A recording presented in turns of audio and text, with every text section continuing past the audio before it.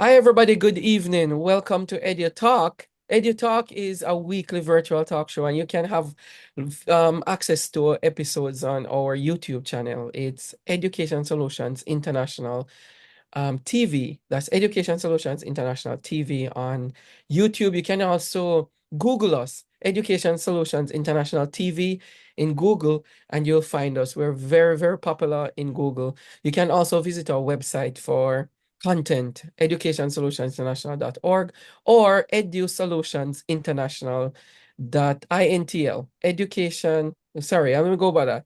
It's edusolutionsintl.org. That's edusolutionsintl.org. And or you can Google us too, and you'll find access to our resources online. It's very, very popular, as I said, in Google. Welcome to EduTalk. We're not gonna do the long introduction. We're gonna get right to it because it's a very serious topic that we're having today. Everybody has screens, and Dr. Barker, I'm very happy to share the platform with you as usual. Yeah, It's yeah, the yes, usual thing.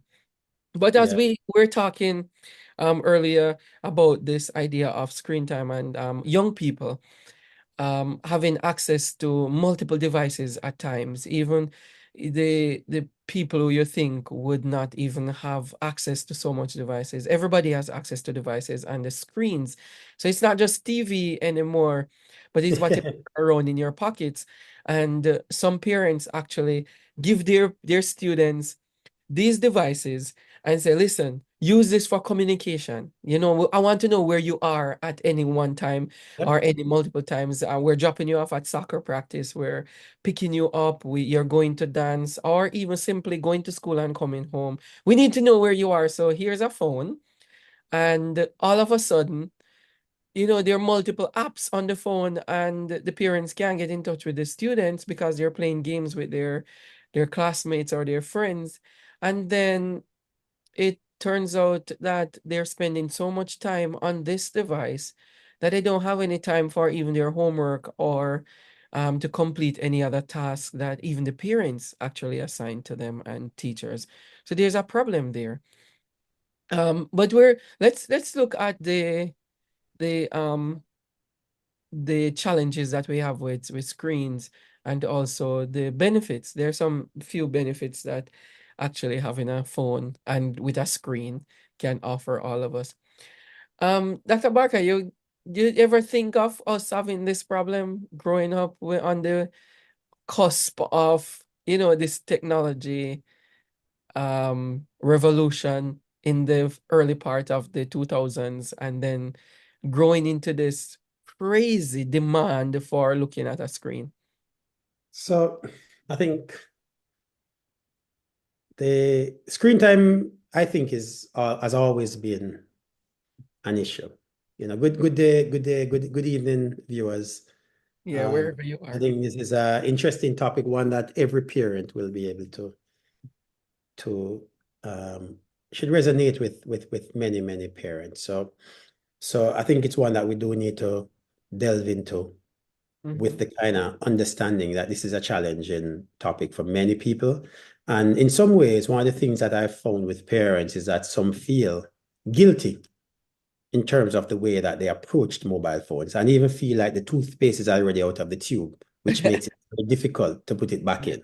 yeah. And now they're seeking ways to manage the situation while it's happening. So but when we were kids, the challenge then was television. And most of the research around students' disconnection, students just being watching television. You'd see a lot of, even when people used to talk about, even math, we used to talk about the time spent on homework versus, you do those graphs. And there are a lot of research being published around time spent watching television and the impact on students' results. So it's not a new debate. And the arguments that held for television, I would say, would still be the same arguments that people would use now. What makes what makes the current there are two things that separates. I'd say two, maybe three. I'm gonna say two until the third thought come to my mind. Yeah, yeah. Separates a television from the mobile phone as a destructive, maybe Distractive and destructive, the two right, Ds. right, right, Yeah. right. You know, which you choose, which one, right? But what makes it different? One, the television programming was set. So you had to follow what was happening on the television. And what would happen on television is that because of guidelines, the government would manage what is shown before a certain time and after a certain time. So in Mm, many ways, television brought its own its own brought its own challenges, but it had its own what you call safeguards. mhm, So you wouldn't be able to watch a program that you shouldn't watch by a certain time. Now, obviously, when cable television came in, that kind of disrupted some of the major programming. But to some extent, there was control in terms of what children were watching. The biggest challenge then was them being indoctrinated by what was on the program. So the advertisers would have a captive audience and they'd use that to influence the thinking. But the impact of that was still managed because people would get up when the ads come on and so on, right? yeah, yeah, So that's one thing. yeah. The second difference that I would say exists between television and mobile phones is the social element, Mhm. meaning students still remain connected to their friends in this distractive and destructive, perhaps in a destructive way, in the sense that they remain connected. And so, while in our time, when we left school and go home, that was it. You don't see your school friends unless they live in the same neighborhood. And even then, you may not see your school friends unless your family allow you to go outside after you come in. Because not every child was allowed to go outside. You come in, that's it. So some kids would stay the longest they can outside because they know when they go in, they're not going back out, Yes. right? So you would see your friends on the weekend, but you wouldn't have to be. And then if you're going to school, you normally go to school somewhere, you come home, it's a different set of friends. It's not the Yeah, same groups. So I think the social element and the kind of what you call it programmed nature of television separates it significantly. But the issues that people have identified are similar in the sense of the impact it has on just students. So I think that's a piece that I just wanted to throw into it that yeah, that's what I've noticed in some ways, some of the differences in terms of yeah. television, but the arguments are similar. Yeah. I'm glad you mentioned the television part too, because that's where it started off with the concern that they say, hey, this box is gonna control us. And people started, they have these images of them from the black and white TV where people are like, they're staring into it and this box is gonna control us.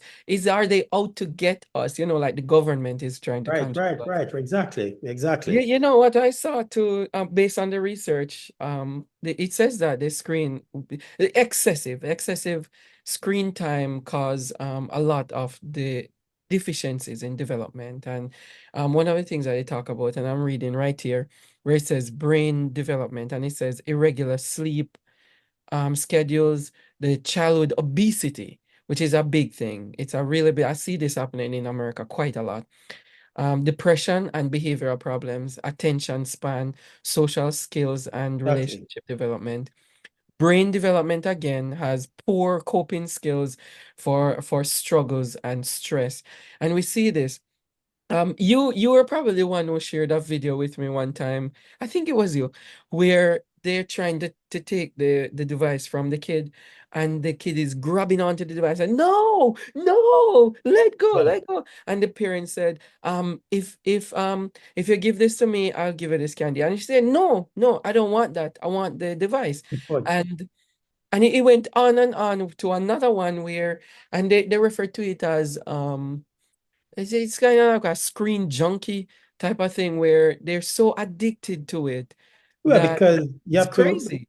the thing about this, what you have now is, so your television was never connected to your social capital.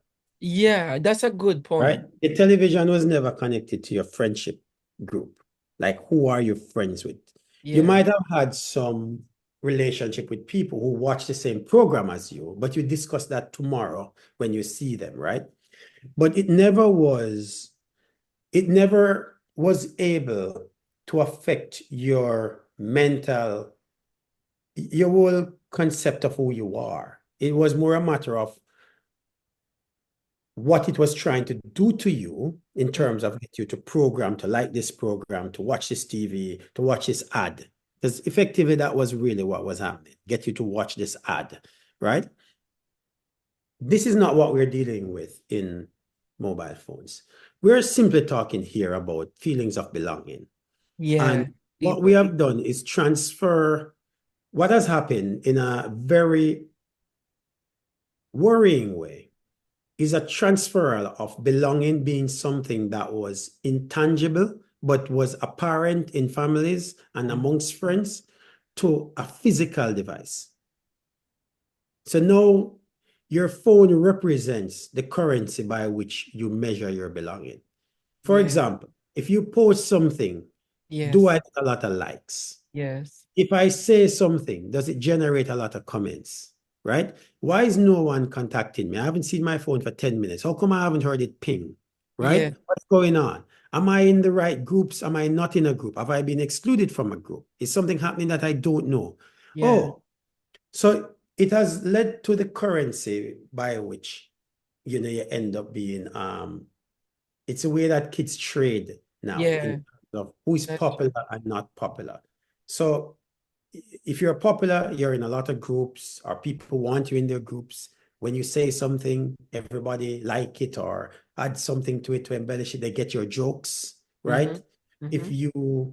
If you say we're not talking to someone, then they all decide not to talk to that person. Yeah. If you say post a picture or something, everybody's saying they like it, blah, blah, blah, blah, blah. That is what our kids are living in right now in maybe one of their most challenging developmental period when brain development is most rapid and when hormones and chemicals are being released that actually have an impact on personality. Mm-hmm. And when we buy a phone for our kids, we are not measuring that impact at all. Yeah, that's very true. That is very true.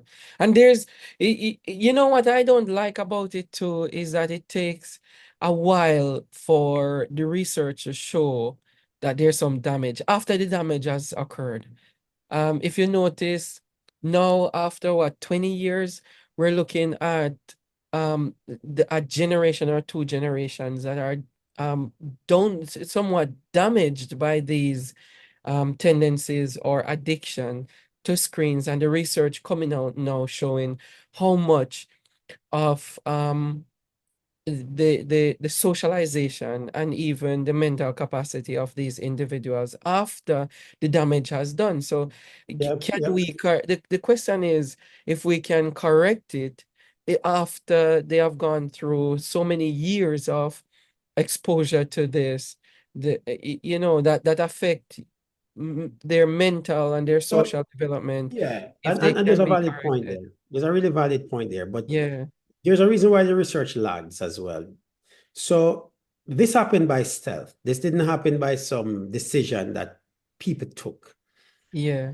If we think about it, we're talking about teens who end up with mobile phones, right? Without any clear guidance by families or clear guidance to families about the right way to do it. That's really where the issue is. We have kids coming into a certain age, and the families go, here's a phone. But there wasn't any understanding. The family didn't have an understanding of what they're doing. For them, it's the points you made at the beginning. Here's a way we can contact you. Here's a way we can stay in touch with you. Here's a Yeah. way you can entertain yourself a little bit. Here's a way in which you can stay in contact with your friends, right? This is the good parts of it Yeah. because Yeah. it does Yeah. do that, It right? does. Yeah. Child Yeah. is out, we can know where your child is before you have to wait until the doorbell ring. Now you Yeah. can call them and say, hey, are you okay? Good. Mm. Good. Um, their friends can reach them because if Yeah. their friends can't reach them, then their friends will reach friends who they can reach, and then they won't be friends with those friends anymore. So they can be in social groups. Yeah. It also became a sign of your social status because if you have an Apple phone or whatever, a new phone, you could demonstrate that like a new pair of shoes or a new bag. So, Yeah. those are the things that, and parents doing that would also do that to show that their social status is high. buying your friend a brand new a kid a brand new iPhone says a lot about your family. Are Mm-hmm. buying them a Nokia 3310, right? It Yeah. says a lot. So there's a lot that happened in before the research could begin to even know there's something to research. So we're Yeah. also talking about in the first few years, it's really adults that had mobile phones. That's it, because people are just getting it themselves. There was a moment where people had an extra phone and they gave it to their kids. So there Yeah. were two things happening side by side. Adults have mobile phones and started to have kids, and they would give their kids the phones to play with. So Mm-hmm. they wouldn't have to buy the Fisher Price stuff anymore. Here's Mm-hmm. a phone. YouTube have videos forever. Yeah. And Yeah. educational videos as well, not necessarily rubbish. Like Educational that. videos. Yeah. Yeah. So that happened. But then also, parents were also going, okay, we're more in a more dangerous world. The world was always dangerous, but now we know more of the dangers. It might be wise that when so and so is 12 or 10, we give them a phone, Mm. right? But what they didn't do was something that a psychologist mentioned to me in a meeting, and it has been an important thing to keep in mind. She said the biggest mistake we make is to give our kids phones as gifts. She said you should never give your child a mobile phone as a gift. And the Mm. reason why she said this was when you give someone a gift, it's not possible for you to tell them how to use it without breaking trust. Because a gift means it's mine. How can you give me a gift and then say I need to hand it in every Monday, every night? It's not Yeah. possible. I've lost. So what she'd explain is that as your child grows and get to a certain age, you should have something called a family phone. Mm-hmm. And at a certain age, a child is able to use the family phone. The family phone comes with certain terms. Terms. Yeah. Yeah. It's not your phone, but you can use it. It's a family Yeah. phone. And the family phone is something that we can say every night when you're going to bed, the family phone needs to go back at 9 o'clock, Yeah. Not in your room. not in your room. Mm-hmm. Because it's not yours, it's a Yes. family phone. The family phone is kept in the cupboard here. You can use it at certain times. The family phone, you're going on a trip. Oh, yeah, you can use a family phone. Yeah. Take it with you. Don't Mm. lose it because it's the only Yeah. one you have, but bring it back and when you come back. And by doing that, you have taken away the conversation of ownership and more to do with your family values. Yeah. That's a very good idea. So when we talk about the impact of such a decision has a massive impact on screen time as well, Mm-hmm. without it being about screen time. Because if there are two kids, you might have to share the family phone, Mm-hmm. right? Mm-hmm. Or you can't do certain things on the family phone because your parents Exactly. can take that phone anytime and Yeah. see that you were bullying someone. It's not even your Saving, phone. even saving some lewd content on the. Exactly. So what that did was it met the criteria for parents and their kids being safe. It created an avenue for kids to be contactable by their friends, Mm-hmm. but it didn't go all the way to giving them one of the most powerful computers device in the world Mm-hmm. without the tools to manage the And it's challenges that. unlimited. It's unlimited. There's no supervision. There's nothing. The problem too is that you can put, if a child is 11 or 10 or 9, they can put any age in it to get access to any one of the apps. No, Yeah, yeah, nothing there to check their DNA to find out if they are the age that they say they are. So many of them, and I've heard this from middle school students too, many of them put in the age 18 when they're yeah. just 11, They just 12, put or it 13. in because it absolves the Yeah. organization from a responsibility and Yeah, places that responsibility on the person who lied. that's crazy. You mentioned some benefits too about the screens and yeah, in terms of, so what the research is saying here is education. They have educational benefits such as assigning work online for the screen, Yeah, you to actually complete work, asynchronous work, or even synchronous work to online. Socialization, and we mentioned socialization with your friends, that could be a good thing.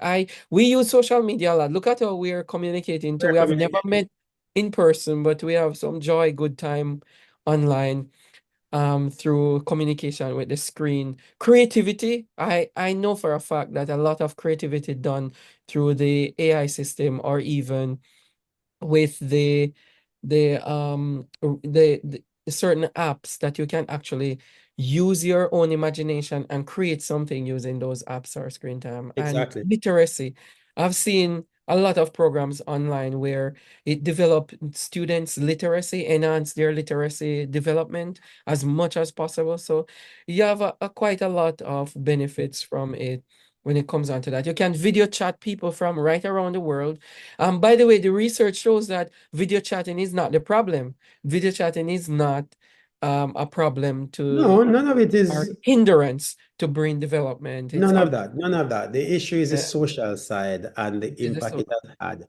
yeah, And before I run, because I told you I have to run. But yeah, before yeah, I run, one of the things that it has brought is a concept which I'm actually writing about now called a 24-hour friendship. I'm trying to find a yeah, nice thing for it, but I might stick with that. yeah, It is an albatross around our young people's necks. This idea of being friends with people for every single minute of the day. What yeah, does that mean? When I was going to school, when I go to school, I have my friends that I have in school, and they are my yeah, friends. yeah, And we have issues, we have challenges, and we work them out. But all of that has to happen within the school day because when school finish, I'm going home. I go back to my neighborhood, my village, my street, and I have my friends that are from that, whether my family friends or friends that are neighbors to me, right? right. So if I had a bad day at school, when I come home, I could have a good time with my friends, but they don't know about my bad day at school, whether I fell over flat on my face or Yeah, not. yeah, yeah, Likewise, if I have a bad evening with my friends, my school friends don't know. So when I get up in the morning and I'm going to school, I can just go to school. They don't have a clue what my bad day was. I might have fell off a truck last night or something, yeah, or lost a fight or somebody embarrassed me. I can go to school. Now, increasingly, we are getting families seeing their children, and most of this affect girls a lot more than boys. That's a yeah, fact. yeah, yeah, yeah, yeah, Um, we'll decide in the morning, come home from school, have a great day. But in the morning they go, I don't want to go to school. Parents are like, what happened? Last night you went to bed happy. You came home from school happy. Why would you not want to go to school today? You realize that. So what's happening now? Why I say it's 24-hour friendship. yeah. Child comes from school, go on their device. Who are they talking to? Same Same friends people, from yeah, school. same, They are now chatting in the chat group. Something goes down, something negative happens. Either you're excluded from a group, something you're being pariah or whatever. You went to bed. You wake up and it dawn on you. But if I go to school, I'm going to have to see these people. yeah, That's hard. mm-hmm, That's really hard yeah, yeah, because now you don't know if they're going to talk to you. You don't know if they're going to sit with you. You don't know if they're going to tell people about whatever you think long before. So the problem we have is that the kids' friendship groups aren't diversified enough for them to survive some of the challenges because they're friends with their school. They mm, come home and they maintain friendships because they can do what we're doing now. They can fight. And so they're not building other friendships. yeah. Or even In lapse time between Right. So there's no the break. The contact. friendship Yeah, don't break.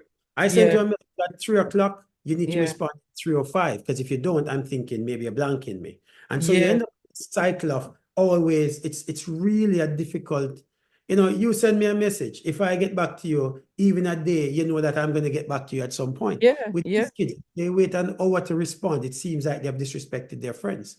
Or by the time they get back, the conversation has moved on. Mm-hmm.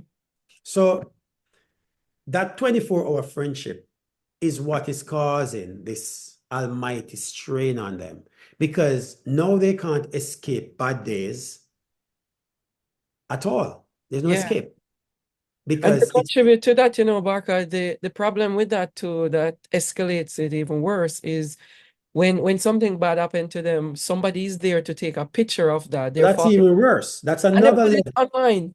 So But that's they another dealt with level. it already, That's and then they another have to level. deal with it in person. But the reason why I didn't even touch on that, which is Yeah, because through digital citizenship programs in school and educational programs, I think we're beginning to get them to understand that it is wrong. So yeah, even the child who does this will know later that it is wrong. yeah, yeah, yeah, Those things are, yes, all of those things are some of the other worst part to it. You cannot live down something that has happened. But why I'm focused on this kind of 24-hour friendship is trying to understand what is happening in order to think about how do we do this. And one of the things that our kids need to do is to disconnect a little bit. They're yeah, too yeah, connected. yeah. And by disconnecting, you know, they might be able to make other friends that they can escape to. You know, like, oh, my friends at school have locked me out of a group. Okay, I'll just talk to my friends from my neighborhood. Exactly. But nowadays, kids come straight from school, go straight into your room, and they can have a full social life without stepping out of the door. Full. When I say Yeah, full, meaning they are chatting with complete. someone for hours online, playing games with them, talking to them on Zoom, talking to them on FaceTime, Yeah, come back to school, same people. texting them and all that. Yeah, yeah. Yeah. Anyway, I know All right. we're gonna have to run, but it's a Yeah, topic we continue to discuss a little bit. I am it's very deep. Very, I'm glad we had this discussion. Thank you very much. And viewers, thank you so much. You can reach out to us, write to us at edusolutions, all the time. at gmail.com, or even visit our website, and you can access the website by typing in Google Education Solutions International, and you'll find us there. We have brand new episodes every Tuesday at 8 p.m. And if we don't see any new episodes, you can watch the other ones that we have had for a number of years now. Dr. Barker and myself have been on this trying to give you some information. Remember, strike a balance between the benefits of technology and the risk that it poses to our students. Clear boundaries, parents. You need to have clear boundaries for those screens, healthy screen time routine tailored to your students and the age at which they need to touch those phones or any screen at a matter of fact. You need to encourage them to have a balanced lifestyle that includes physical activity, such as outdoor and face-to-face interaction alongside And, the screen time. All and right. my thing is that if you Yes. haven't yet given your child a phone, think No. about it before. Don't do the long talk about how they should use it and no. Put practical things in place. And one of them that has come from a cognitive behavior therapist was enormous experience in this field. And I do believe that what she's saying is the right way to go about it. Get a sticker, write the word family phone on the back of it, tell your child that they're allowed to use it, and you set the terms on which they're supposed to use it. If you think that's going to be challenging, just think about it. If they don't have a phone, they don't have a phone. You're giving them a phone for the first time, they're going to be 10 or 11, they're still able to understand the restrictions. And then you use that to be in control of a very, very dangerous tool. Jeez. That has positives, but very dangerous if handled or incorrectly. As I said, it is destructive. It's And this. also destructive. Mhm. Thank you very much, Miguel. We'll see you again next week. Well, good, everybody. Very Take good. care. Very good. Yes. Bye.